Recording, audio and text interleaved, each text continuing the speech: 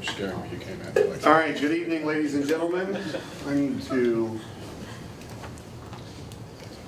This conference will now be recorded. now we're officially official.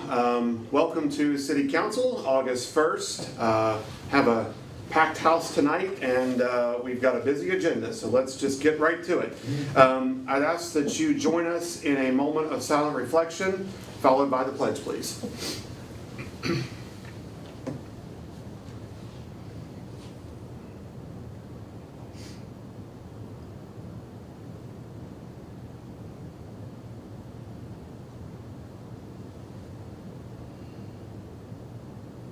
Thank you very much.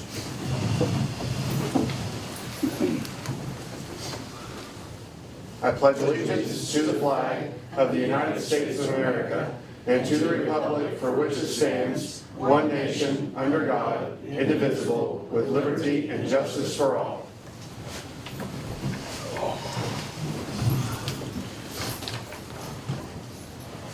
Part of the reason we have a packed house tonight is one of the things that we get to do. We get to welcome a new member to our City of Buckhannon family tonight. Council has been aware of this for a while because we were the ones who interviewed this young man. The fire department's been aware of this and his family's been aware of this, but now we get to introduce him to our community. So Jared, would you join me up front, please?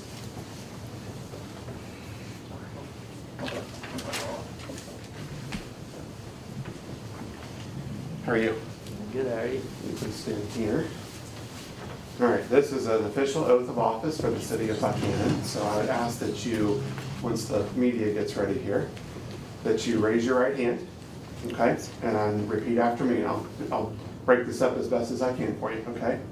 So I, Jared Michael Flanagan, I, Jared Michael Flanagan, do hereby declare do hereby declare that I will support the Constitution of the United States, that I will support the Constitution of the United States, the Constitution of the State of West Virginia, the Constitution of the State of West Virginia, the Charter, the Charter, ordinances, ordinances, and resolutions and of resolutions the City of Buckhannon, West Virginia, of the City of Buckhannon, West Virginia, and that as a member of the Buckhannon Fire Department, and that as a member of the Buckhannon Fire Department, my fundamental duty is my fundamental duty is to serve the people to serve the people I swear to protect, I swear to protect, to safeguard and preserve life, to safeguard and preserve life, health, health, and property against fire and property against fire and other perils, and other perils, to maintain proficiency to maintain proficiency and professionalism and professionalism in the fire service. in the fire service.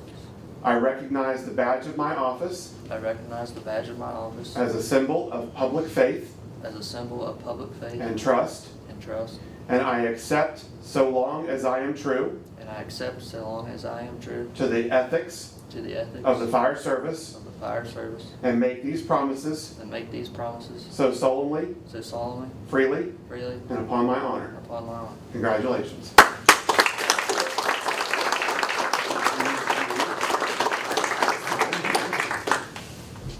Right there.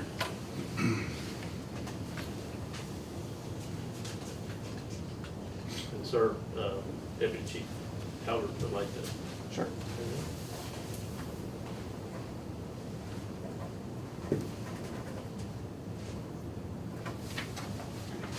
Copy of this for you, okay?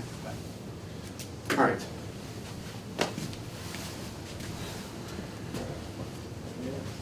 Get out of the way.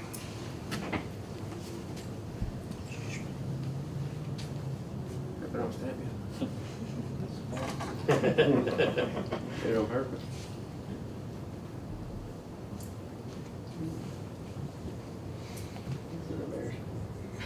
There he is. Not as embarrassing to be on Maria.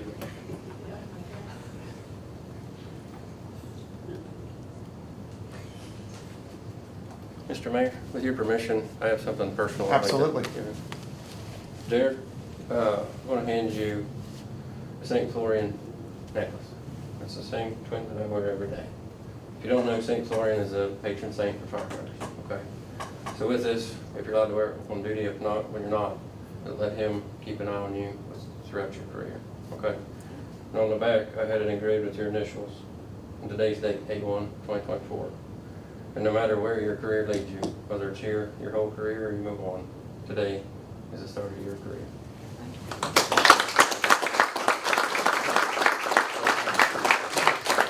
Welcome aboard, George. Now, you're not done yet. There's picture opportunities ahead. While folks are coming up, as you've now learned, this young man comes from a legacy of serving in the fire, a family that serves in the fire service, just from a county over in Lewis County. Mr. Talbert has been with the Weston Volunteer Fire Department and Weston City Fire Department for many years, and he is passing his legacy on to this young man who will join us here in our city. So we're very happy to have you. Is there anything you'd like to say to those who are here with you and came to support? Tell him you're ready to be a Buccaneer. I got shirts already ordered for you. I don't have much to say, but thanks for the support and thank you for coming. Family members, if you'd like to come up and have a photo opportunity with him. I'll step out and then we'll move it. Are you sure? We'll do one with them and then. That's fine. Okay. Yeah. Okay. 1, 2, 3.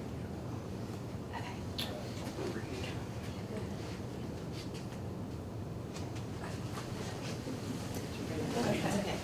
Does anyone Get the mayor in there. Anybody else? Okay. 1, 2, 3. One more. 1, 2, 3. Okay. Look over here.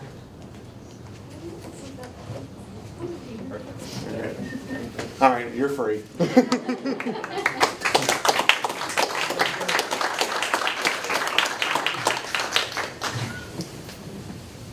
Congratulations again, Jared. I know you'll make us proud, and we're not kidding about the Buccaneer. We will get you shirts, so maybe even a decal for your vehicle. So when you go back down that mountain, you can they know where your bread's buttered. All right, Chief, I'll turn it over to you for the next part of this evening. Again, another exciting move for today. Marcus Miller has passed his 1-year mark and is on probation and has completed the EMT course. So he's grown up. Marcus, could you come forward, please? He is promoted to full-fledged firefighter now on probation.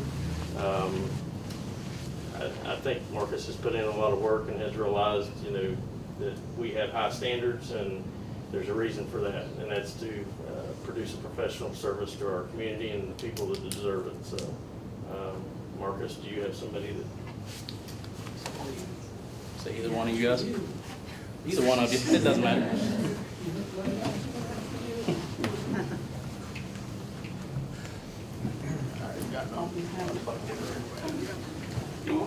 She has experience, right? A little bit.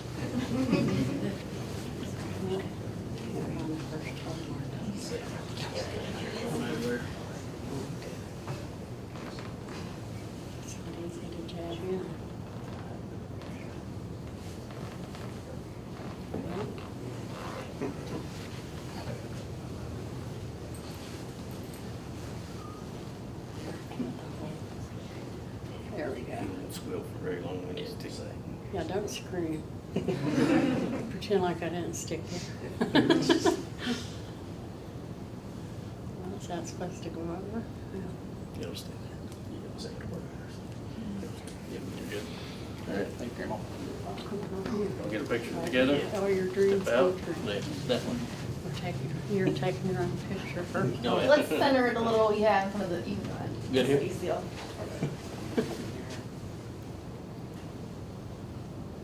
right. 1, 2, 3. One more. 1. Okay. JB, you want to get in there? We're all going to come up here, Alex. One more. All right. Come on up, guys. Girls. Where is here? Whoever. Yeah. Are we doing everybody? I mean, Randy's not here, so I'm gonna have to arrange people where. Come on, Rick. Part of the team now. Oh, So kind of, we want the tallest people in the back and kind of to stagger a little Okay. bit. Like, I was gonna say, give me in here. I'll step up front. yeah, just so we can see everybody's face. I cannot see. Now I can't see Shane. Okay. I'm eager, that's it, I mean. No, you were good, JB. How's Get back there. that? Now move in there. JB. There Oh, you yeah, yeah, yeah. We're good. Very good. Oh my gosh. It's like hurting cats. I have some experience with that. Okay. They're better on scene, really, I promise. Okay. 1, 2, 3. One more. Everyone. 1, 2, 3. Eyes open.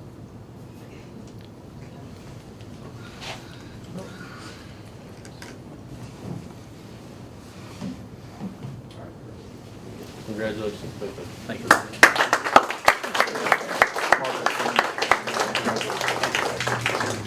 Sorry, I'm sweaty.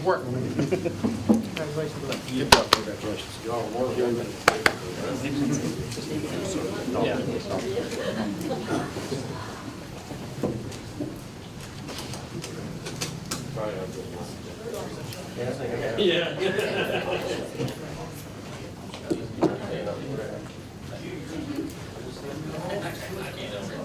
Thank you all for coming.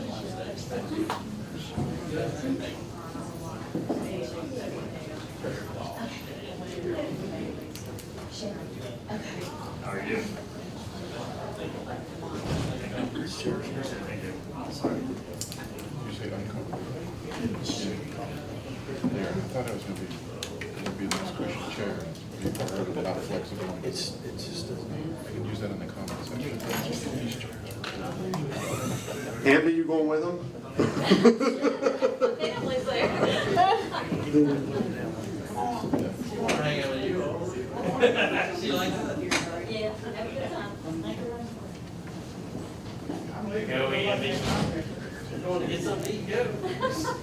Yeah, if you want to go with them, we can go through. All right. Okay. Well, now that exercise is complete and the room went from a full house to just the regulars. All right, Jerry, you are first up under our Department of Public Works Director report. Good evening to you. Good evening, all. I've been working on bid documents for paving. There's actually an ad for bid in your packet that's been prepared and has been submitted for publication. Street crews continue to work on Madison Street sidewalks. We removed a dead tree from the city park today. The contractor attempted to pave the basketball and pickleball courts, but it was too wet, so we're going to take our crew's going to go in next week and go ahead and do the base, and then we'll have them come back and do the wearing on the courses so we can get that down. There's nothing new under waste collection. Sewer, the crews are set up for the final bore on Island Avenue, and they've started working on the lower drive sewer upgrade.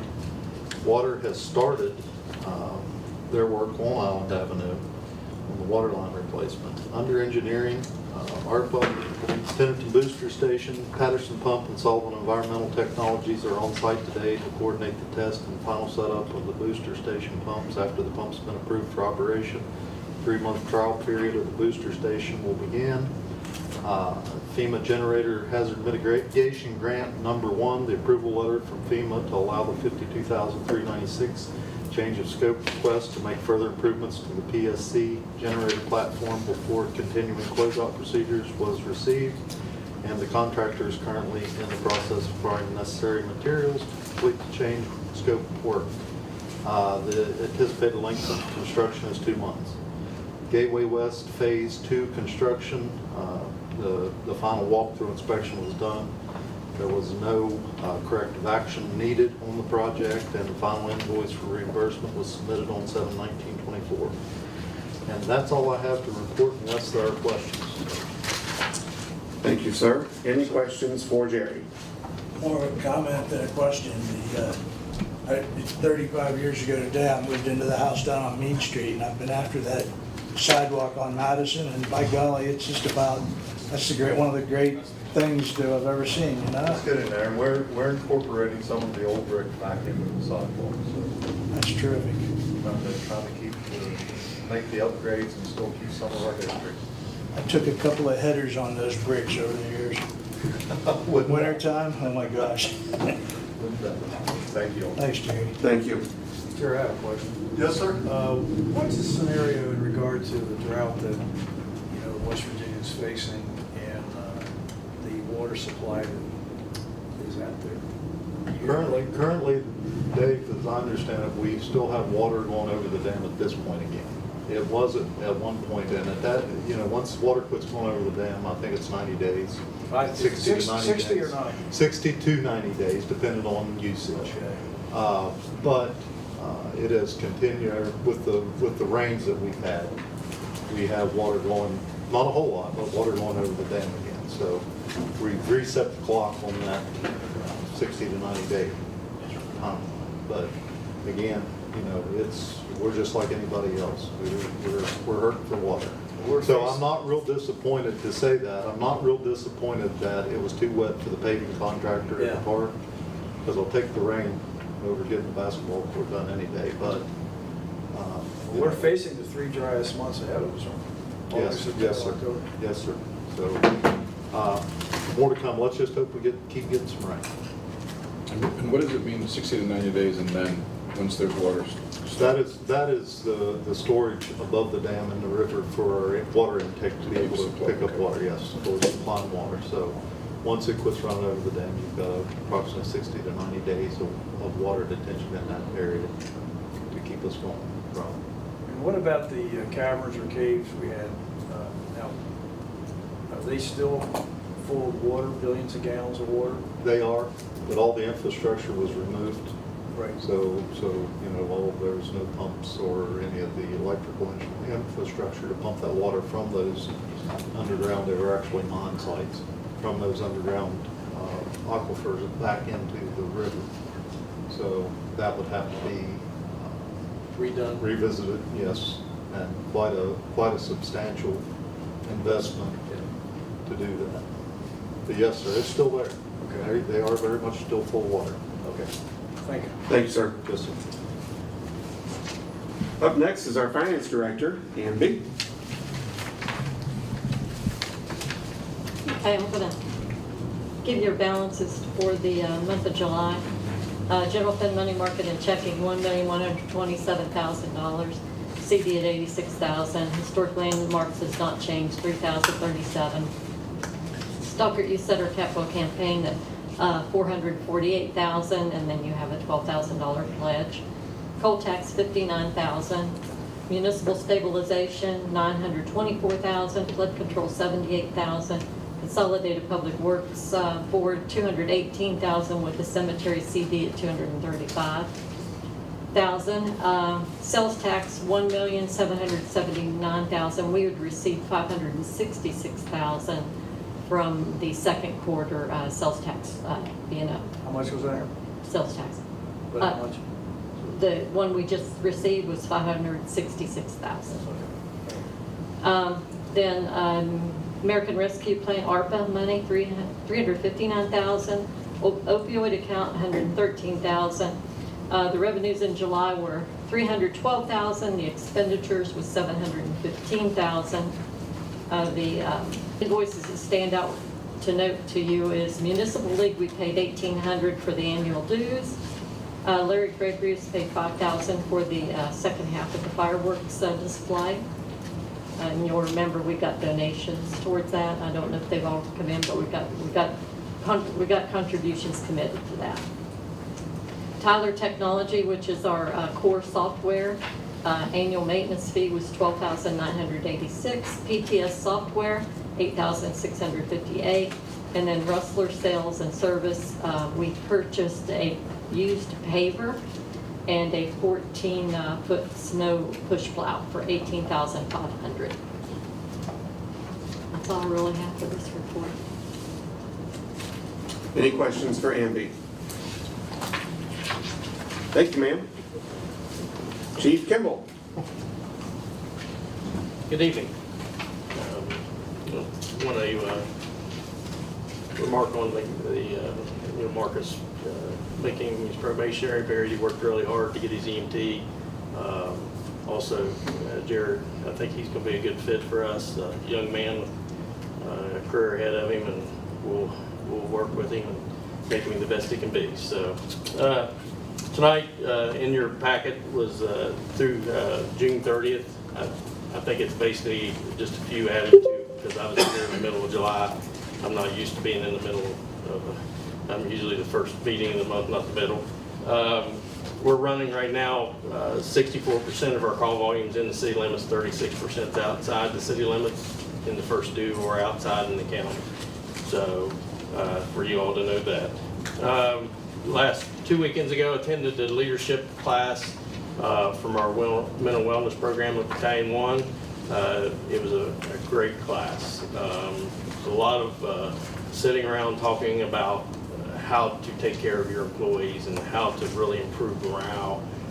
So that has led into, right now, Captain Glenn Davis and I are taking a John Maxwell certified leadership class coming up.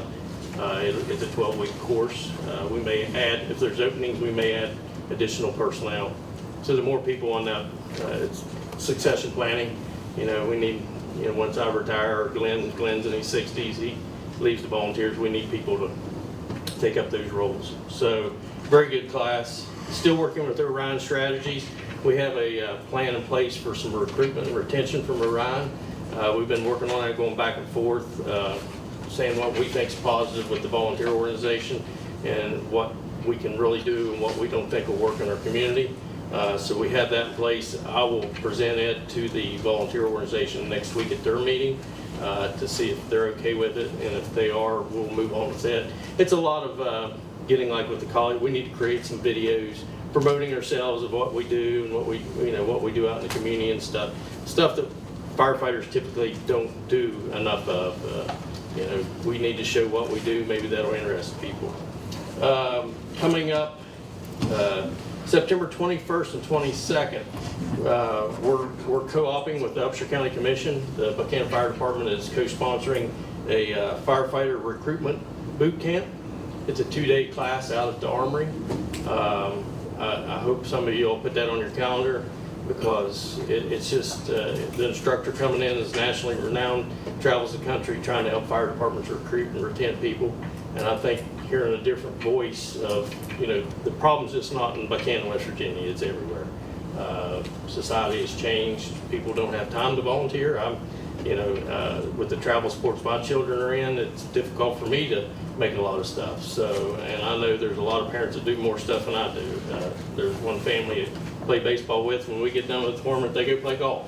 And I'm like, holy cow, how do you have time? So that being said, that's November 21st and 22nd at the event center. It's $25 a person. I will gladly, if any of y'all want to attend it, pay for that out of my training budget. I need people to be aware of what we're trying to do to recruit volunteers in our community.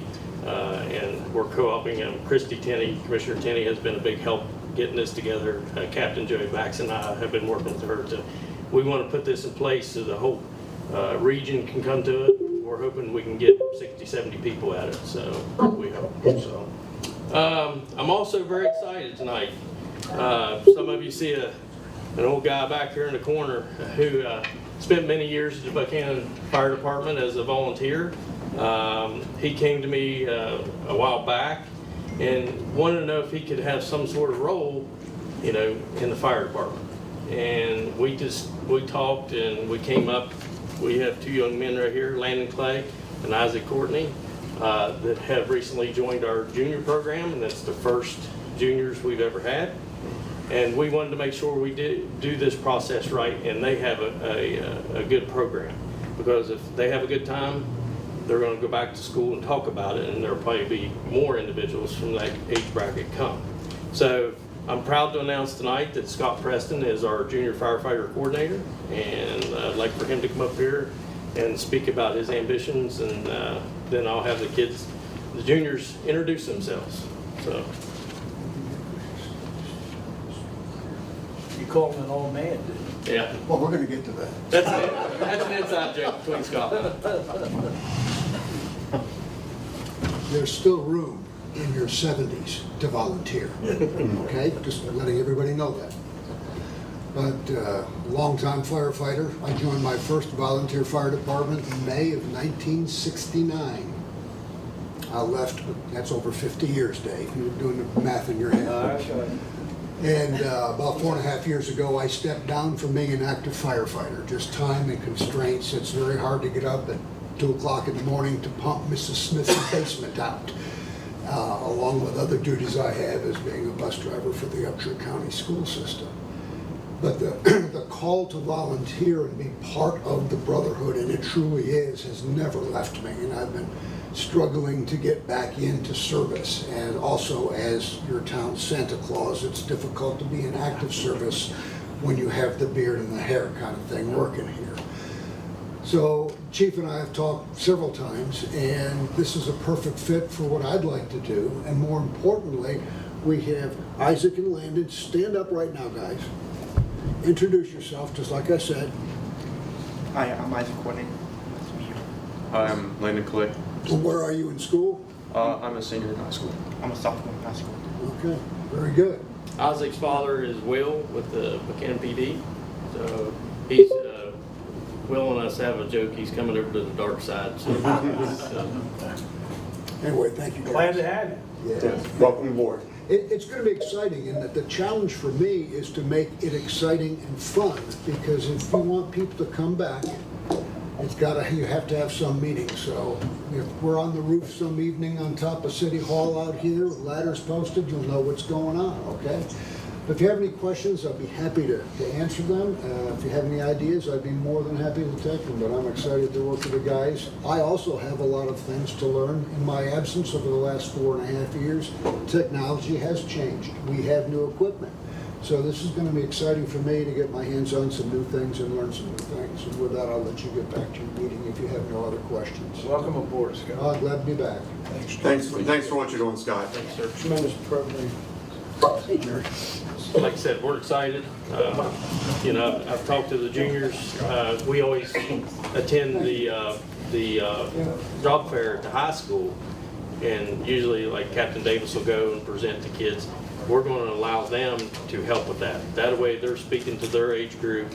You know, some of us that are 50, 60 years old, it's difficult sometimes to communicate with the youth of today. It's different.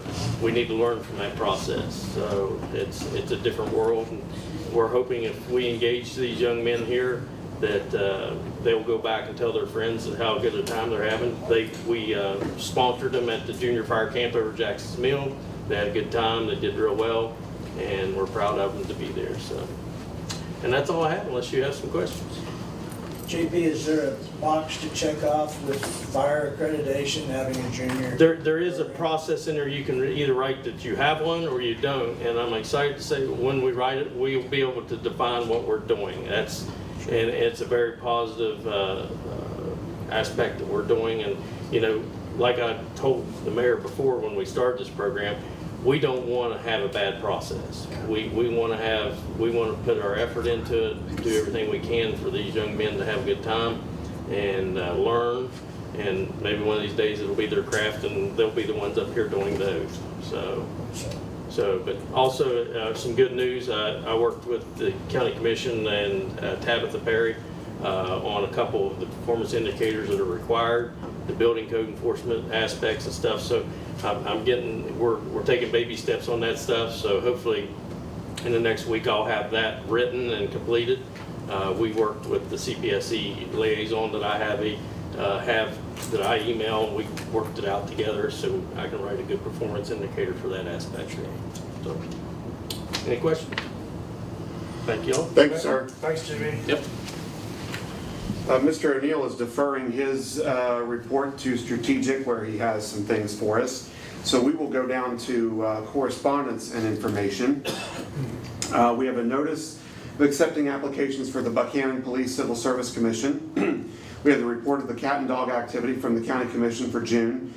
We have 2 FOIA requests, one from Frank Curry with Buddy Company for the Buckhannon Police Department's invoices, statements for software, internet, cell phone, and cloud services, and then another one, FOIA request from Heinzman Law regarding a piece of property on South Kanawha Street, Code Enforcement Division records. Under the consent agenda, we need to break this out for Mr. Rigger. I'd ask that we approve the minutes from 7-11 and then the special joint session with Stockard Youth Board on 7-11 as well. And then approval of the payment of our bills. Is there a motion to approve E1 and E3? So moved. Second. A motion by Mr. McCauley, a second by Mrs. Bucklew. All those in favor signify by saying aye. Aye. Like sign opposed. That motion carries unanimously. Is there a motion to approve the building and wiring permits? So moved. Motion by Mr. McCauley. Is there a second? Second.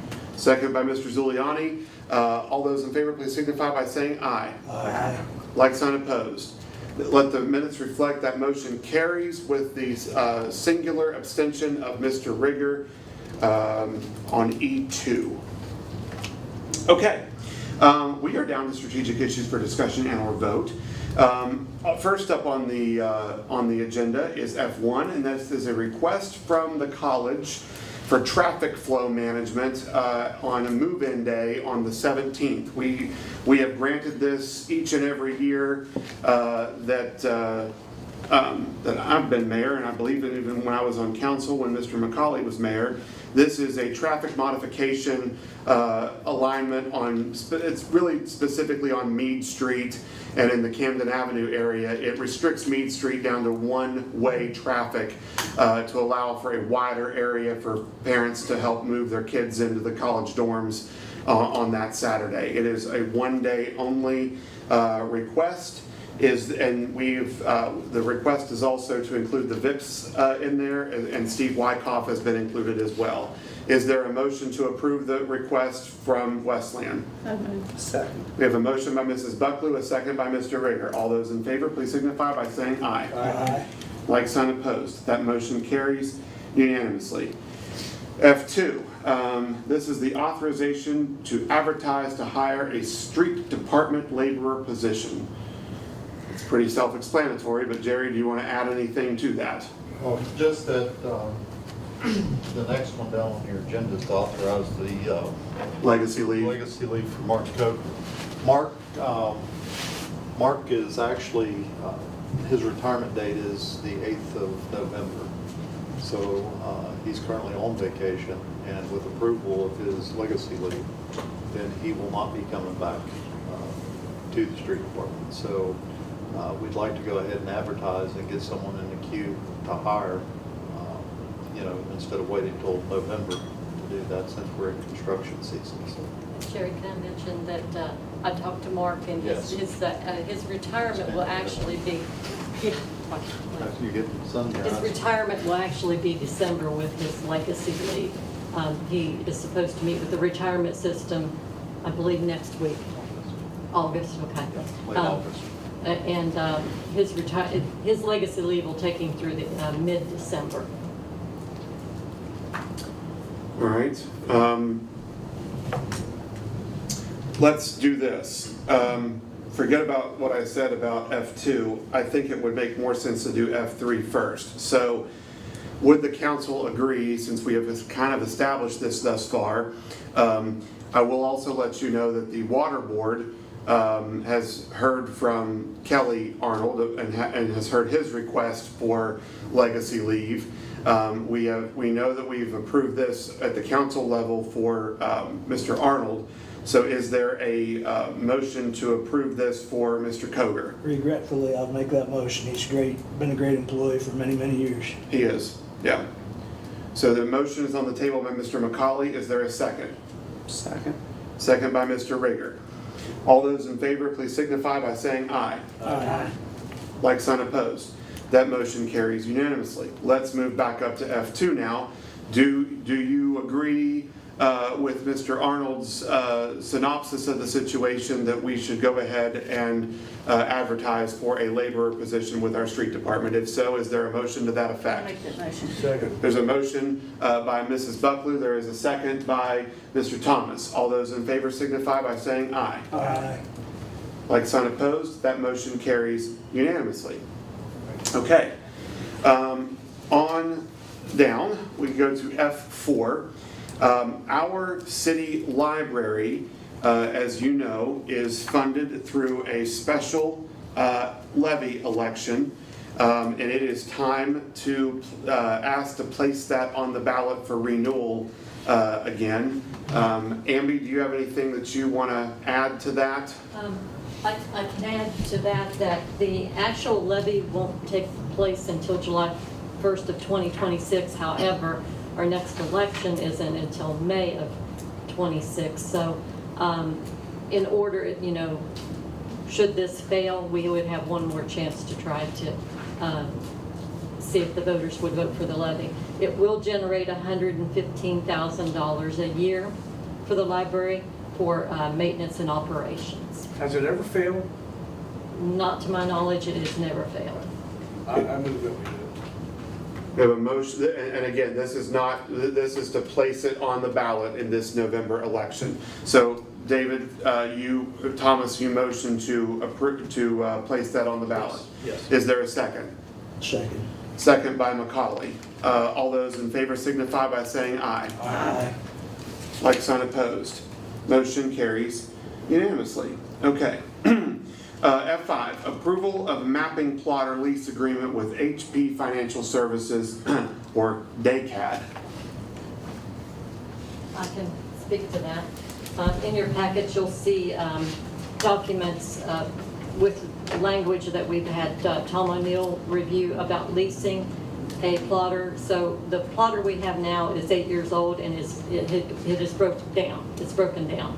The cost to repair it is $1,400 because we don't have it under maintenance. It's too old for maintenance. We did look into possibly doing with the mapping plotter the same thing we do with our other printers, where they're under a constant maintenance contract, and then when those contracts are up, often they'll replace the printer at the same price or a lower price, is what we've experienced with ours. We are using the mapping plotter more often, so the cost of that, we would get discounts of $2,100. The cost of the machine is $9,994, so that'd leave $9,549. We'd like to go into a lease agreement with that, so we would have maintenance on it. The monthly cost of that's $318. That would be divided 4 ways because all 4 departments do it, so it's a minimal cost to the general fund. Is that your recommendation? It is Jay and myself's recommendation to do that. Is there a motion to approve the lease agreement with HP Financial Services? I move that. Motion by Mr. Thomas, is there a second? Second. Second by Mr. Rigger. All those in favor signify by saying aye. Aye. Like sign opposed, motion carries unanimously. For F6, we will welcome Mr. O'Neill to the podium. And while Mr. O'Neill is at the podium, I would like to also, once we are finished with F6, just go ahead and move to F10 to save him going back and forth. Thank you, Mr. Mayor, members of council. So F6 is the council has before it ordinance number 469 of the city of Buckhannon. I'm going to go ahead and read it by caption and then discuss it. Ordinance number 469 of the city of Buckhannon, an ordinance vacating 3 certain alleys situated within the corporate limits of the city of Buckhannon. As you'll recall, this is part of the property exchange with West Virginia Wesleyan College that we have been working on for quite a long time. One of the last times that I appeared before you, we talked about what the bottleneck in this project is right now, and that is getting the survey plat back from Mr. Bennett. He advised that it would be complete, it would be ready by the end of the month. Last month, it is now August 1st. I tried reaching out to him earlier this week in preparation for tonight's meeting. I haven't heard back from him since, but trusting that he is going to maintain his commitment, I thought it'd be that it is appropriate time now for the council to consider this ordinance, at least on first reading, and we can just move the ball a little bit closer towards the goal line.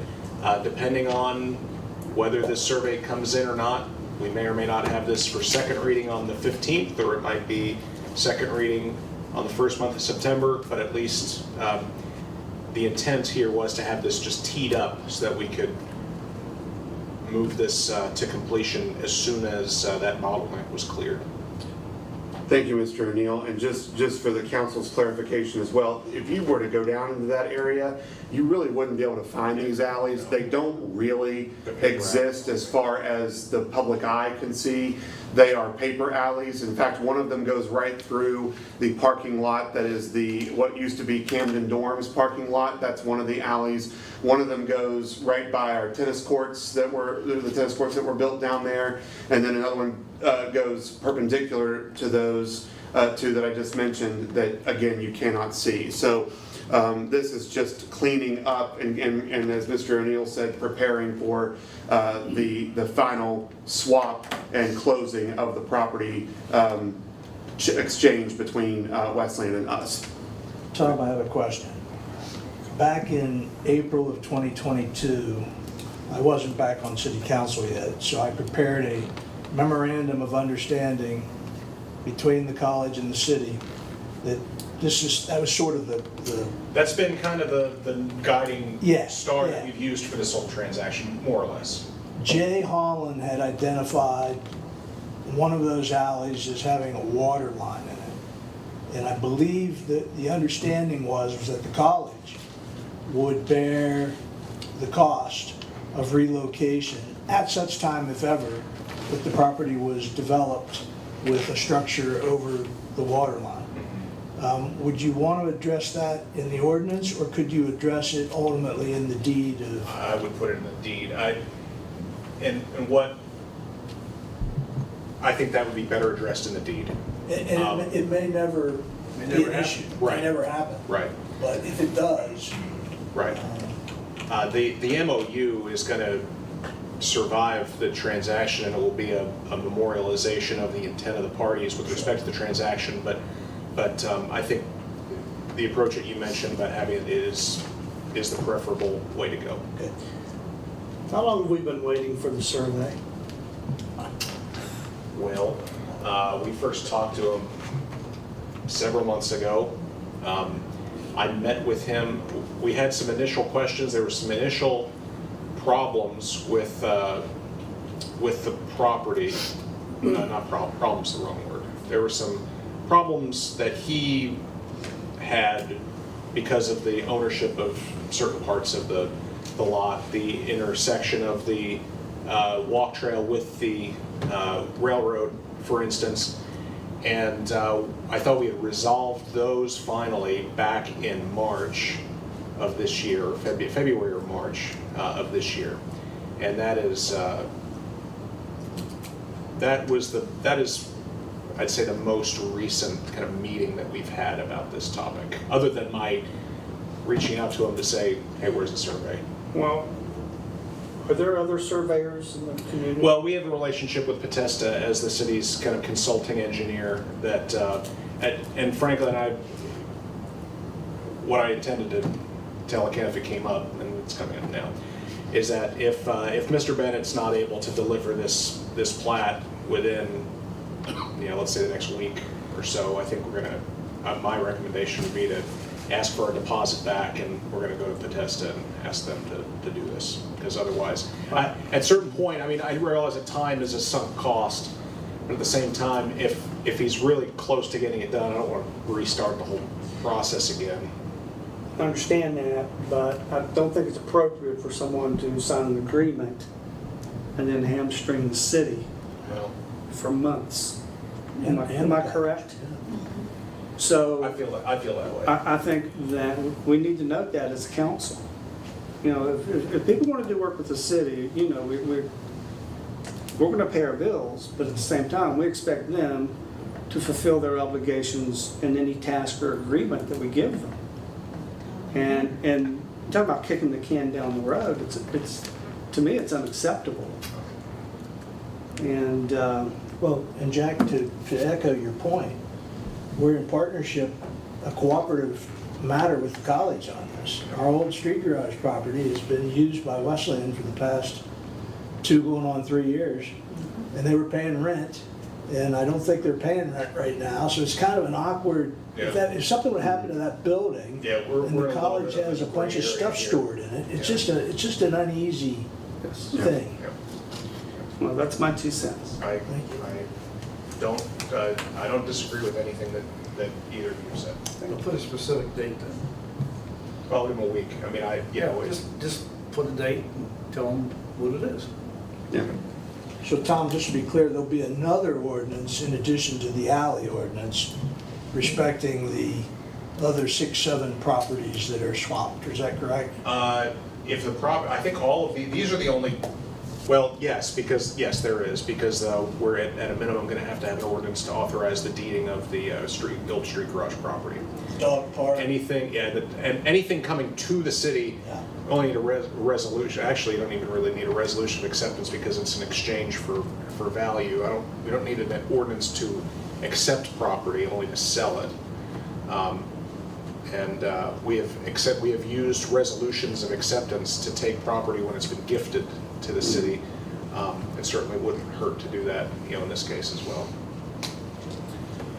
So you've heard the ordinance 469 read by caption and then further explained and we've had discussion on this. Is the council prepared to vote to pass this ordinance as presented on first reading? If so, is there a motion to that effect? So moved. Motion by Mr. Rigger, is there a second? I'll do a second. Second by Mrs. Buckley. All those in favor signify by saying aye. Aye. And just for the record, I realize I misspoke a moment ago. We do need an ordinance to purchase that property. Yeah, I wasn't sure if the statute had changed. No, it was just Buy and sell, just sell, or what? I was thinking of this as not a purchase, but it really is a purchase and Consideration. It appears that the ayes have it unanimously for the. You abstain? Okay. Well, I think in the future, when we make these kind of transactions, we need to have a deadline on everything. Instead of just assume it's gonna get done. This should have been done a long time ago. Yeah. Absolutely. Okay, down to F10, that is ordinance 470. This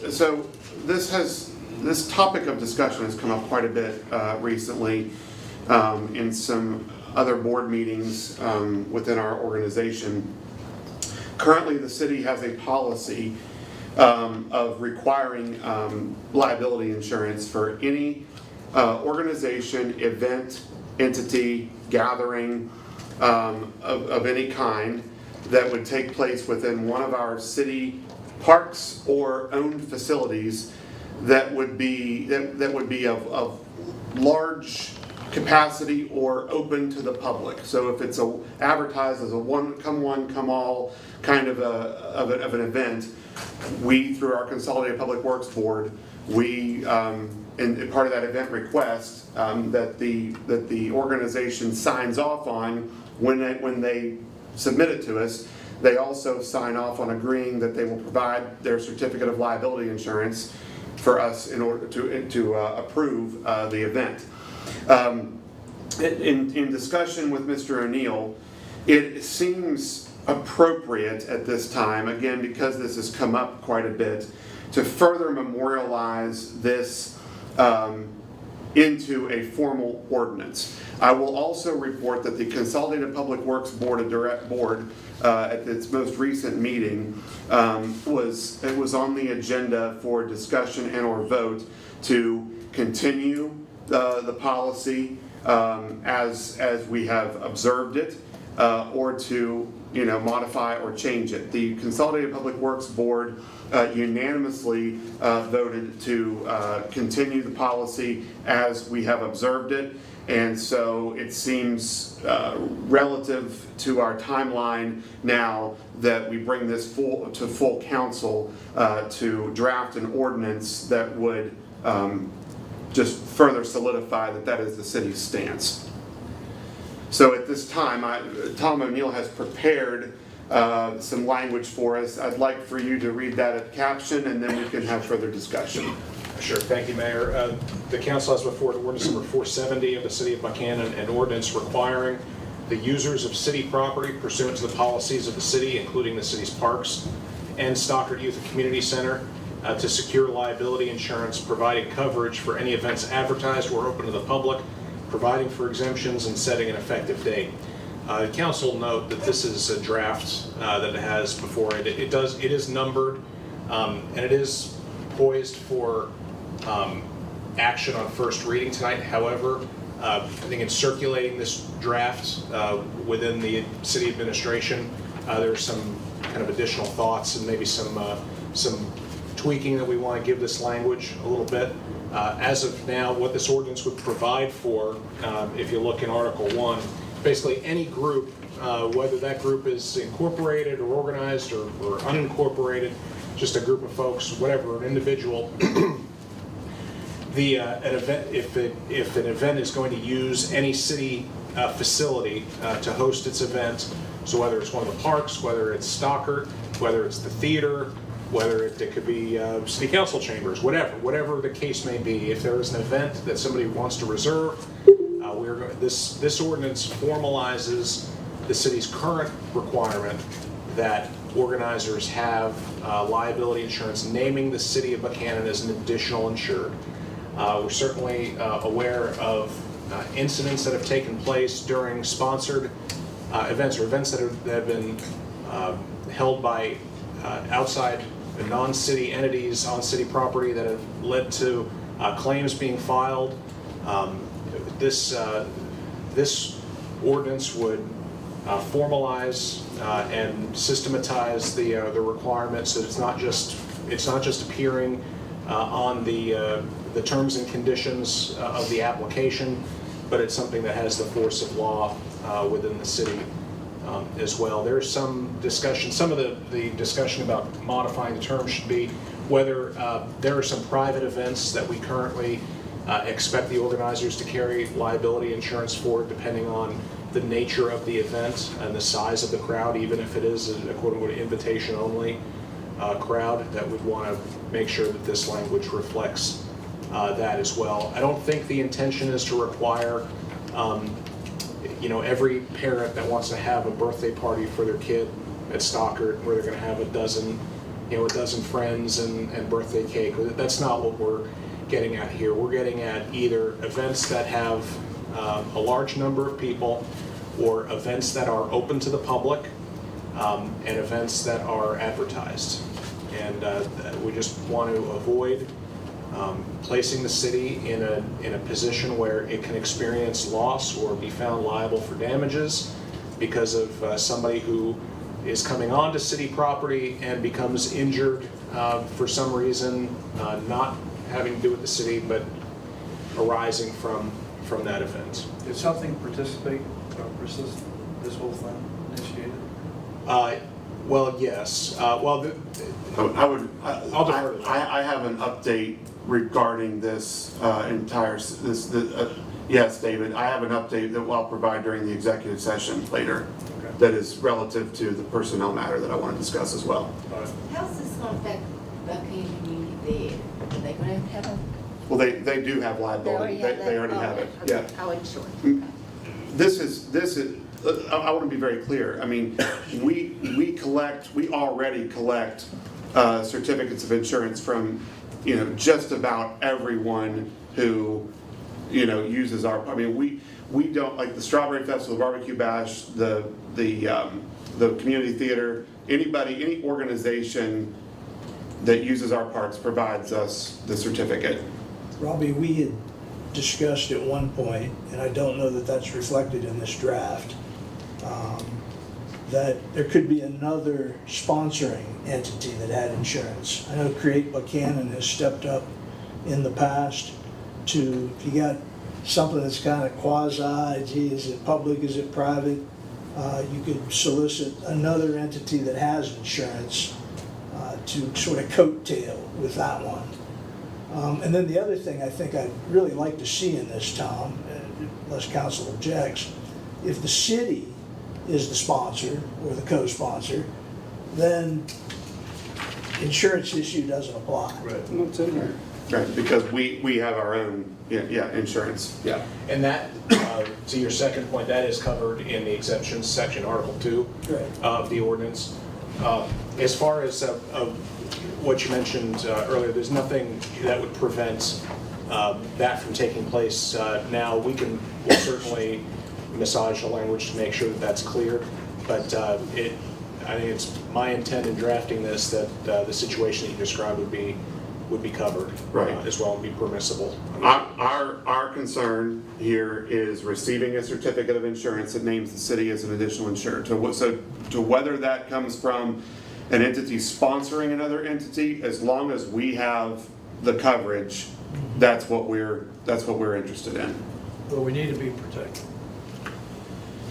I just had a question because it's ambiguous, but when you say groups of large people, should you put a number on that, or what? Well, and we probably will. Eventually, okay. And I don't know if that is 10 or what, but that's part of the road. Some of that was part of the discussion that was circulated some this afternoon. But yeah, I agree. I mean, I think we need to be specific when possible here to not, large is obviously a subjective term. Yeah.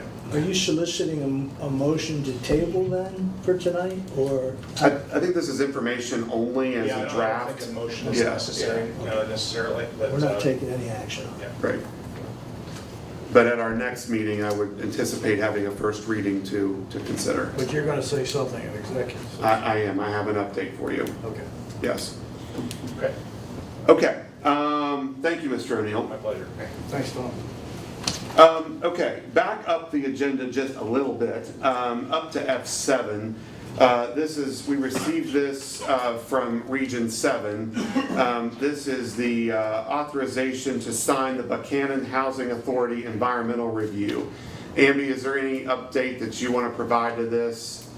I know we had some question early on. There was one question in there that was indicated that everything was out of the floodplain, and that's not the case. There are actually two buildings, one where the floodplain touches it, one where the floodplain's in it. And we exchanged information with Region 7 and the Housing Authority. They might want to pursue getting a LOMA, a letter of a map amendment, to see if those could be removed from the floodplain. And I think Region 7 weighed in, but we haven't heard anything from the Buckhannon Housing Authority. So for you to sign it, Jay recommends that would have to be listed as that they are in a floodplain. And I think they have to do some extra advertising if they do it. So. Yeah, this is, just for the council's knowledge, this is specifically across the river in the Hinkle Drive neighborhood. And this concerns some renovation that they want to do out there, isn't that correct? Yes. So is there a motion for considering Amby's additional information that you'd like to make to authorize me to sign this environmental review, noting that the relative properties are situated within the flood zone currently? So moved. Second. So we have a motion by Mr. McCauley, a second by Mr. Thomas. All those in favor signify by saying aye. Aye. Like sign opposed, that motion carries unanimously. F8, approval of appointments. So at the Planning Commission meeting on the 15th, which was post the meeting we had on the 11th, one of our members, Jenny Burnside, let us know that she will be relocating outside of city limits. It will be very close to city limits. She can look at the city limits, but she is relocating her and her family outside of city limits. So I would like to present to you a person to fill Jenny's position on the Planning Commission as Gina Faley, a resident of Camden Avenue. I'll make that motion. Okay, that motion is by Mrs. Bucklew. Is there a second? Second by Mr. Thomas. All those in favor signify by saying aye. Aye. Like sign opposed. Motion carries. I'd also, as we noted, that we had a Who's leaving? Jenny Burnside, and I might try to see if I can talk her into being on the Parks and Rec board, because that's where Gina has been. But Gina would like to move to Planning Commission. But Planning Commission, as we know, is required to live within city limits, but the Parks and Rec board is not. So if Jenny wants to stay There you go. involved, that's an opportunity. She can replace Shapiro. Well, we're gonna have to get to that too, because Debbie has left West Virginia. And we do have a few members of the Parks and Rec Board that we probably do need we have a few vacancies we do need to fill there as well, after our meeting last night. Okay, but that's not on the agenda, because it was last night. The Colonial Arts Center Board, we had a vacancy with Keith Buckhannon stepping back. I'd like to present to you Morgan Miller. Morgan is a resident of Meade Street. He is a young dad here in town and is interested in the arts. He's very interested in serving the community. I think he'll be a great addition to the board. Would you join me in accepting that recommendation through motion? So moved. A motion by Mr. Thomas. Is there a second? Second by Mr. Zuliani. All those in favor signify by saying aye. Aye. Like sign opposed. Motion carries. F9, many of you were here during the Planning Commission meeting where the topic of Airbnbs and short-term rentals was brought back up for discussion per council's send back, basically, to have more information disseminated from both our city attorney, as well as we were joined by two state legislative officials. Both Senators Patrick Martin and Senator Robert Carnes joined us to provide some clarity on the bill, in the law rather, that started as a bill in the legislature to allow for short-term rentals regardless of what zone that they are in within the city limits. So with that, the recommendation came out of Planning Commission to come back to us to establish a working group. I need to know from you, what are the parameters that you would like to have? How many people? I was thinking 5. Does that sound reasonable to you? Robbie, I would just note that the residents of Lincoln Street and Lincoln Way have been very passionate about the position that we've taken on this.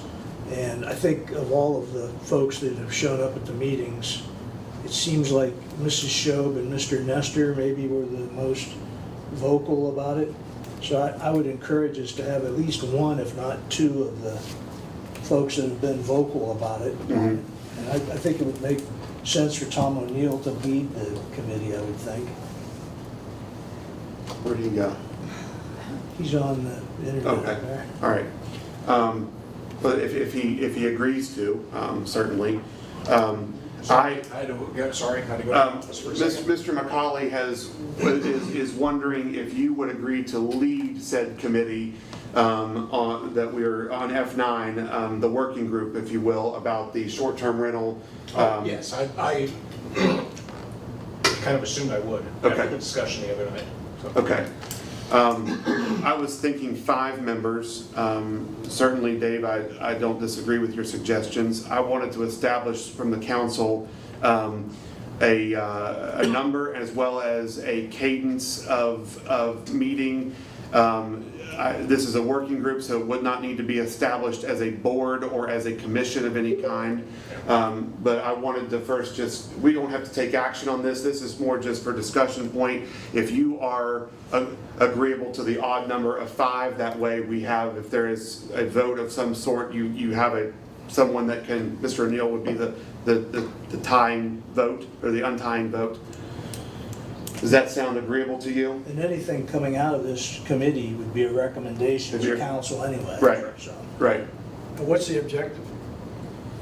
Just to further discuss this, I think that there were still some folks that were needing clarification, and Mr. O'Neill? Well, I'd say that my view of it would be to listen to residents of the R1 zone and make sure that we are doing everything that we can to address the behavioral concerns that they have raised with respect to short-term rentals that we can address via ordinance within other laws that without running afoul of state law that says we cannot restrict rentals. So that's what I'm concerned about is there any reason to even to have a working group if we can't go? Well, I think there is. So the city of Martinsburg has done some innovative things kind of on this, and I'd like to kind of follow their lead and see kind of what they've come up with, because,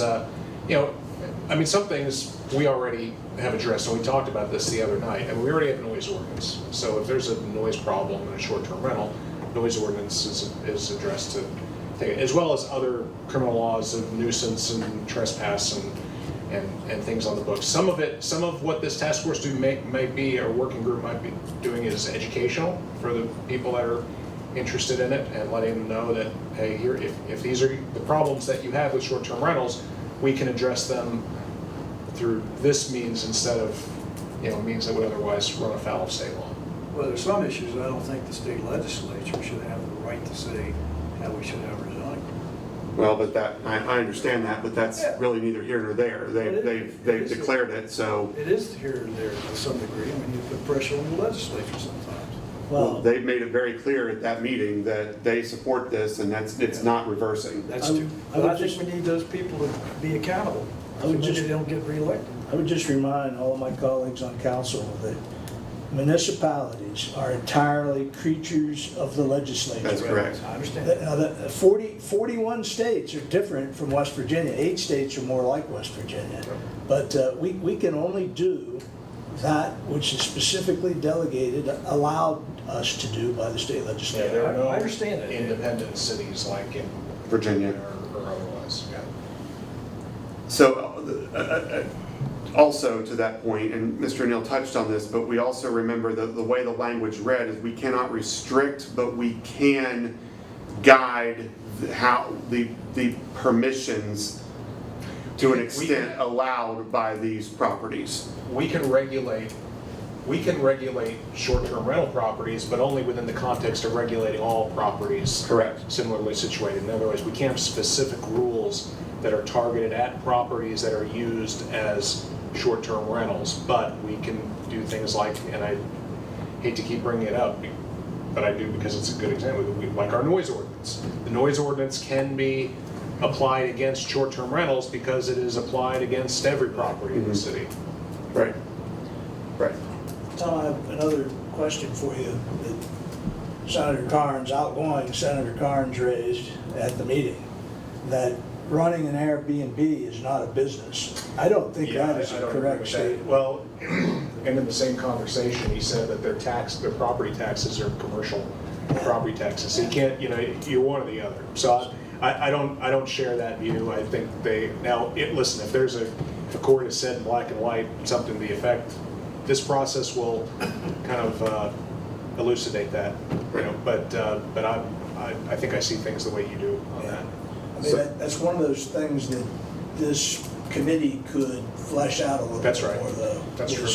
You gotta have a state business license, you gotta have a city business license.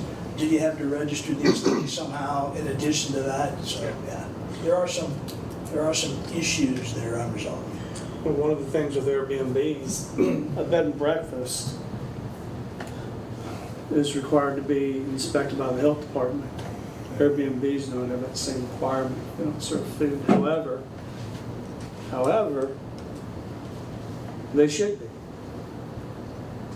Yeah. Is the sewage working? Bed bugs? I mean, we can go on down the line, and there's a number of critters that have to be addressed. Well, again, if the regulations are generally applicable to all properties and not just targeted at a short-term rental, so I think there probably is a way to accomplish what you're describing.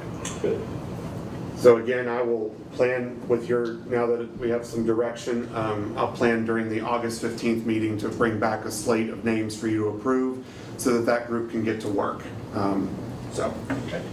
Okay. Lastly on the agenda for our strategic issues for discussion and or vote is approval to request for bids for the Buckhannon Fire Department breathing apparatus SCBA. JB, do you want to elaborate on this a little bit? I spoke about the replacement of our air packs back at budget time. That has been placed in there as a yearly payment over 5 years, I believe. That's just speccing them out, so it's a legal bid process.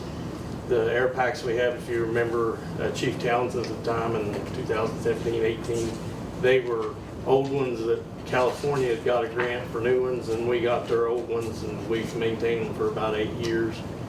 So they're probably 25 years old now. That's your lifeline in a fire. A lot of things have changed, technology, and the parts are getting very difficult to get for the old ones now. That's a planned process for the producers, of course, but that's where we're at to put it out for legal bid. Okay, thank you. Amby, also? Just a real quick thing, as he mentioned, it was brought before council, but to err in transparency, and we have one council member who wasn't in those budget sessions, that's a large expense, about $250,000. They did try to get a grant, that didn't go through. So we are presenting this to council to approve bidding it out over a 5-year period. We will have to do financing on that. Okay. You have the specifications in the very, very back of your packet to review as well. Is there a motion to approve to request for bids for the breathing apparatus? So moved. Second. A motion by Mr. McCauley, a second by Mr. Thomas. Is there any further discussion? Hearing none, I'll call for that question. All those in favor signify by saying aye. Aye. Like sign opposed, motion carries. Thank you all very Thank much. you. We are down to council comments and announcements, and we will begin over here to the left with Mrs. Buckland. Well, I want to congratulate Marcus and Jared again. Glad to have them on board. Also, I'm really thrilled we're getting the junior firefighter program going. I've talked about that for a long time, wanted to do something like that, and I'm really proud of Scott Preston for leading that. Also, I'm hearing rumors that we are only having one police officer working at night, and in light of what happened last night, I think we need to check into that, because I think one police officer at night, for things that's going on in this community, I think it's very unsafe. It's not, we have had to do that some because we've had one of our police officers off on medical leave. Right, I understand. He has returned. We also are looking for another police officer, so that's part of it as well. The problem where there is a disconnect here is the public doesn't realize that when we hire a police officer, we are almost a year from getting that police officer out on the street and functioning as an officer. So it's not standard practice by the city of Buckhannon to only put one police officer out at a time, but yes, there have been some shifts where it's had to work out that way because of medical leave and also because of we're down one. Right. So, but it's not standard practice. Right. I just feel there's a lot more danger going on out there. What happened last night? It wasn't in the city limits. There was an issue where someone ran into a couple of homes, but it was not in the city limits. It's true. Yeah. Anything else? Nope. Okay, Mr. McCauley? I'll rattle the cage a little bit. Two things. Senator Carnes was in attendance at the Planning Commission meeting, was invited to be there. And appreciate any time our state legislative folks show up at a city-sponsored meeting. But part of his dialogue, I don't know whether it was just gratuitous or he used the phrase that Buckhannon is not business friendly, that's the talk on the street, language to that effect. And I remember when I became mayor back in the spring of 2016, and those of you who were on council will remember this, there had been a couple of business folks who were looking to headquarter businesses in our downtown.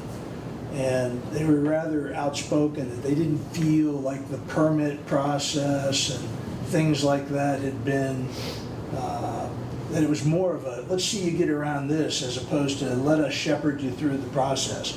So we fixed that. In addition to that, Buckhannon continues to have some of the lowest water and sewer and waste collection rates in the entire state of West Virginia. As we look at things that would make us business friendly, it's check the box, check the box, check the box. I don't know if there's anything to be resolved by refuting that statement that we're not business friendly, but if there's something going on out there that we don't know about, we're all ears. But we always are looking to attract new business or to help expand those business concerns that are already here. I can tell you just real quickly, I spent, as you know, some time as the Economic Development Director for the community. The reason why we may not have attracted certain businesses, or they may have chosen a different path, it has nothing to do with us. It has to do with the larger economic conditions of the state of West Virginia, of the region in which we're in. We're not situated along an interstate highway. We have a 4-lane. It's not an interstate. We are less than 10,000 people in our population. As if you don't know, that's a key. 10,000 and above makes you eligible, makes you more marketable for a lot of different opportunities that you do not receive as a community less than 10,000 people. So I've always thought that we outkicked our coverage. We did not feel like a city of 6,000. I think we feel more like a city of about 15,000 because of everybody who comes in here and uses us every day. But we, on paper, at night, when everybody's asleep and no one's working, we are a city of 6,000 people. So it's those kinds of external factors that we really can't do anything about. And we know we have an issue right now with our school system. That can be a major deterrent for economic growth in the community. So at no point in time did I ever hear it's because the city of Buckhannon is unfriendly as to why we did not attract a certain business. It's the economy greater to scale for our region. Sorry, I didn't mean to. Well, no. I didn't take it as hijacking my comments at all. It's just, if somebody in a position of prominence makes a statement about the city of Buckhannon, and there's no offering as to, and let me give you some examples, anecdotally or statistically. There was nothing offered to support that. Yeah. I don't think, well, maybe I'm too involved after 42 years at the old place to sit around and just say, oh, well, let's just be the duck and let it roll off your back. I'm gonna yell out to, hey, just wait a second. What information you got that's gonna support that? It wasn't the opportune time to bring it up before the planning commission. Maybe David it was. I wish I'd been there, because I would have challenged him to say, why are you saying that? What's your rationale? And again, it's totally inappropriate for him to say that. Yeah, I agree totally. Anyway, the other thing that I have is, a couple of months ago, we passed two ordinances, increasing our residents, police, and fire fees. And I voted my conscience to increase those fees with an understanding that it was going to be a 1-2 punch on fire, that we were going to get our rates up to where we thought they should be in the city, and very soon after that went into effect, that we would commence the process with the first due fee. And I just want to know where we stand on it. Is it our intention to, at one point, our calendar said we'd try to have it in place by October. Well, that's not going to happen right now because it's 3 reading orders. So technically, and Amy and I talked about this, because I got my utility bill and it had not yet shown up for July, which is when we said we wanted it to take effect. It technically is in effect, but it technically is in effect, but it will not show up until this utility cycle because, as Amby pointed out, per the Public Service Commission rules, if there is a billing cycle of any of our utilities, and because it is a utility bill, we try to follow the Public Service Commission's rulings on it. If there's any billing cycle that shows up from the previous month, which the July bill had a June reading, we can't put that in effect then. So all of the readings will show July for this month, so it will be in effect. So I believe at that point we will be able to start moving forward because it will officially be in effect for our city residents. Commissioner Tenney had attended a meeting and asked, before we do the first due fee, that she would appreciate a meeting with the county commission. I'm not opposed to that, but I can tell you, going back 7-8 years, we've been kicking this can down the road. There's not gonna be anything that's gonna change my mind that the people in the first due area ought to be paying at least the same amount as our residents within the corporate limits. Amen. And I made a comment a couple council meetings ago, when we passed the police and fire fees, that I said it's time for us to take a look at the first due. We have the ability, if we want to charge 150% of what the city residents are paying. I do not want that to happen, but I do think they should pay the same amount, period. Well, and Elkins has it, Bridgeport has it, Morgantown has it, we know all the places that have it. Yep. We've researched it to death. I think it's just, I don't mean to sound crass when I say this, but I think it's time to pay the piper. And the folks, you heard tonight, 36% of the calls, that's the lowest I've heard. I mean, usually it's 40 to 50% of the calls are outside, right? And I've made the statement in past meetings, if we don't run the same criteria calls outside the city as we do, if we did, it would be reversed. You would add several calls outside the city if we ran medical calls to the same that we do in the city. And if we do a first due, that would probably happen because we have to provide the same service to the people outside the city limits as we do inside the cities. If it's the mayor and council's will to oblige the county commission of a meeting, I don't think it's an executive session meeting. I think this is the business of the public. I mean, I don't think it falls under the, have a public conversation about this. I'm all ready to do that. But otherwise, I'd like to see us get it on the agenda at the next meeting or two, because it's a 3-reading ordinance. It's 30 days effectuation after that. We're gonna be lucky to have this in place by the end of this calendar year. Well, we need to do it, period. And we know that the county commission probably does not want to have it done, period. They made that pretty obvious to us. I do know there was discussions at a recent fire board meeting to raise the county fire fee because, and they came up with a amount that they were looking at. Now that still has to be voted on. What was that now? $75 per household out in the county for the county fire fee.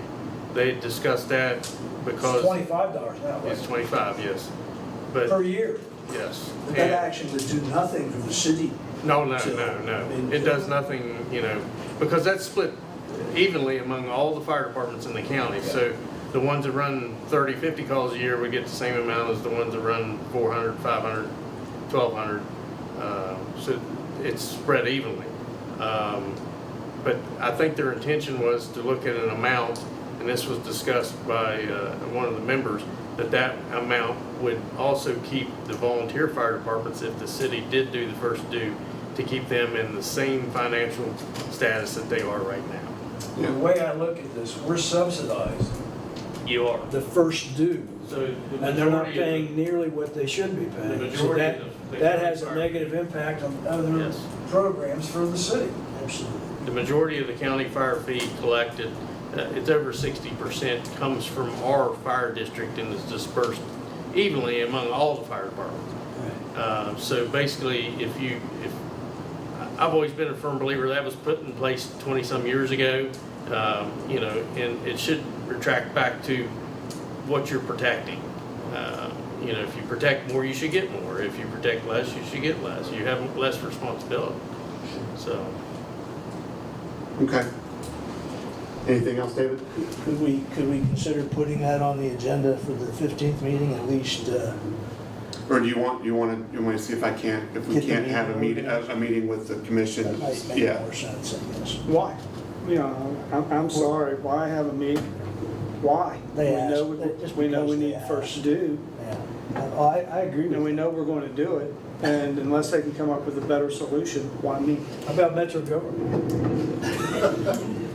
Well, let's stick to this. If they come up with a better solution than first due, I'm all for a meeting. But if it's just, well, why don't you guys hold off, I'm totally against it. We've held off for years.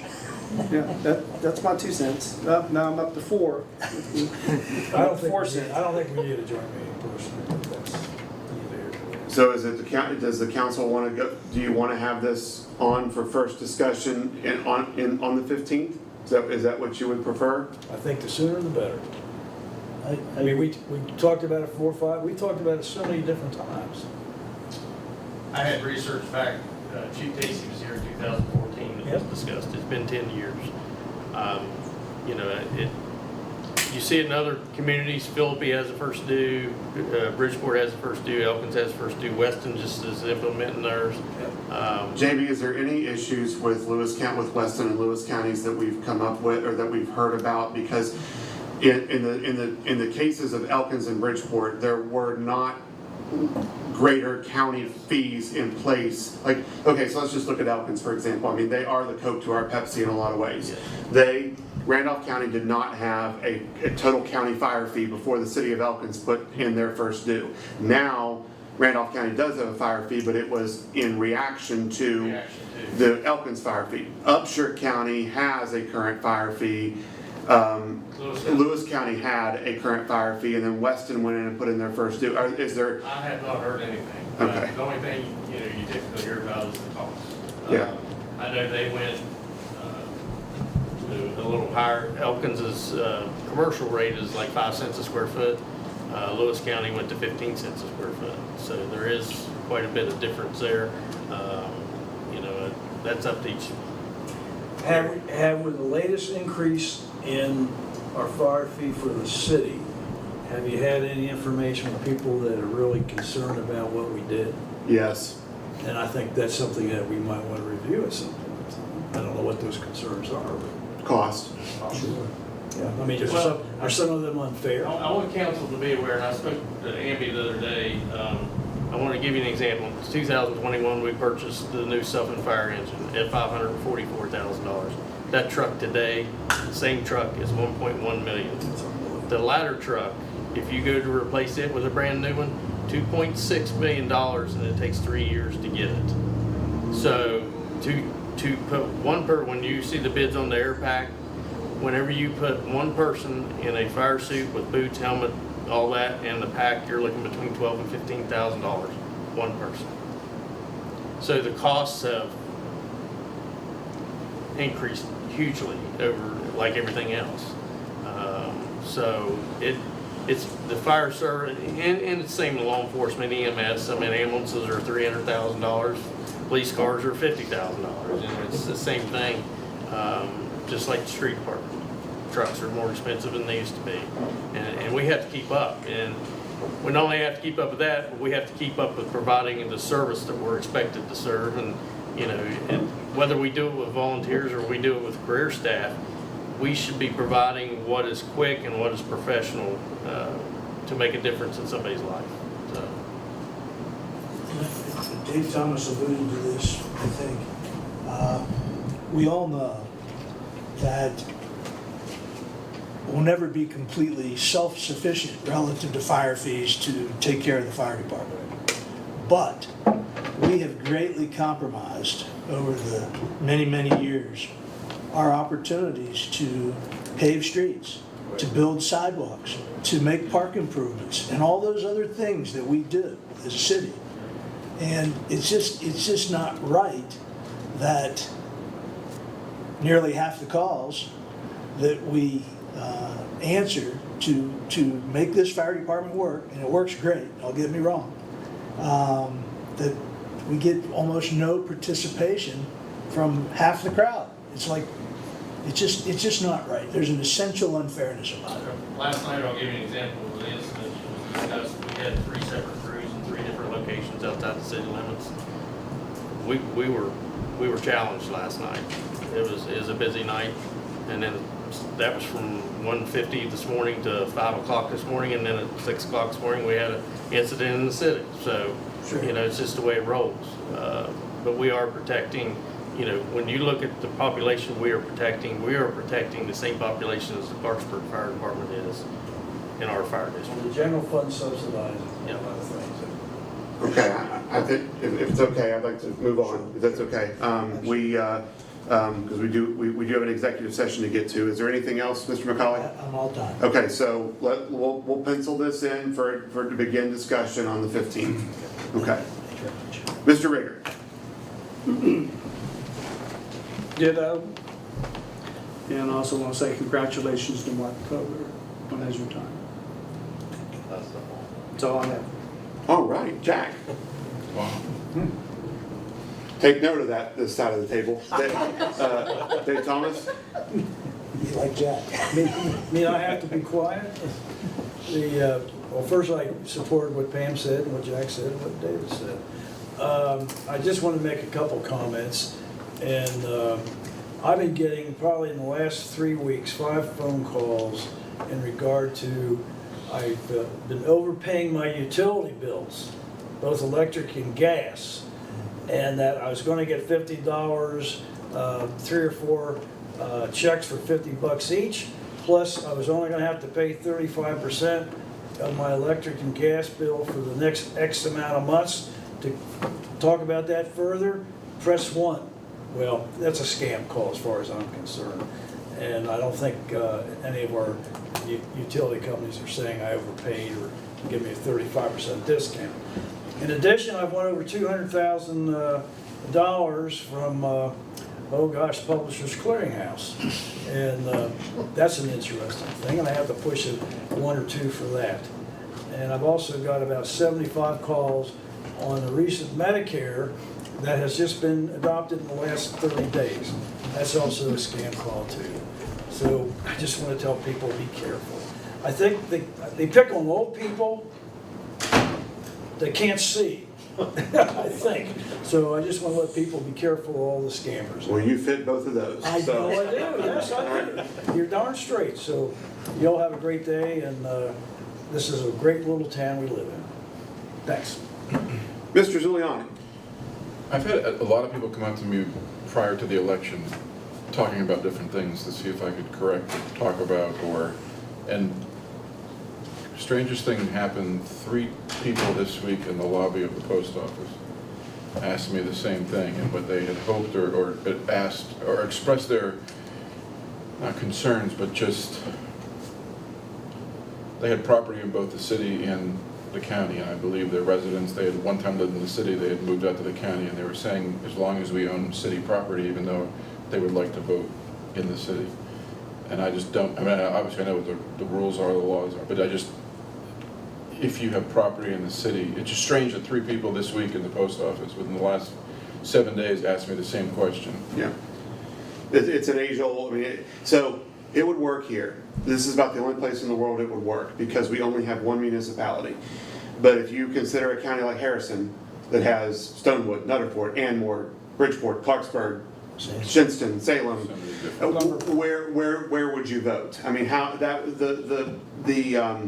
the calculation and the management of that would just be, you know, and then you got the Kanawha Valley. I mean, you leave one, you go to another, and then people have addresses that, so that's the reason why it is because it's the only clear way to determine residents and voting is exactly where you live. And, you know, my answer to them would be, well, I mean, you know, yes, I understand you own property here, but like, you know, we could always look to annex. I mean, you know, we because there's one particular family that lives very, very close to city limits and owns a lot of property in city limits, and they will say all the time, I wish I could vote, but I can't vote, not in city limits. I said, well, you know, that line is here.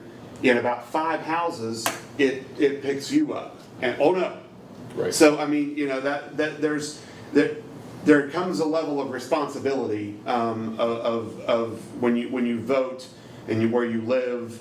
I understand. I get their concern, but that is probably never going to change from a state legislature standpoint because it's just too cumbersome for everywhere else in the state. Again, we are an anomaly. There's, you know, even Little Gilmer County has 3 municipalities. Even Barber County has 4 or 5 municipalities. They're tiny. They probably don't even have a police department, but it's still the same. They are municipalities, and you know that just doesn't happen here. I mean, Rock Cave would probably be, or Hodgesville would be the closest 2 that would become municipalities, but we are the 1 municipality for this county. So, you know, I go to SUBA meetings. I go to things and people say, I've even been introduced to Suba as the mayor of Upshur County because people identify Buckhannon as their city. When they say in Rock Cave they're going downtown, they don't mean they're going to the IGA, they mean they're coming here. So it is just a different environment, a different culture here, and I get what they're saying, but it's never going to change. And that's not us, it's a state legislature issue. Maybe even be higher than that, so. Well, there are ways to take care of it. Anything else? Okay. All right, everybody, at 8:35, I'd like to entertain a motion that we, given Mr. Rodney here a few minutes to clean up his stuff. And Rodney, thank you again. You always provide the coverage for us.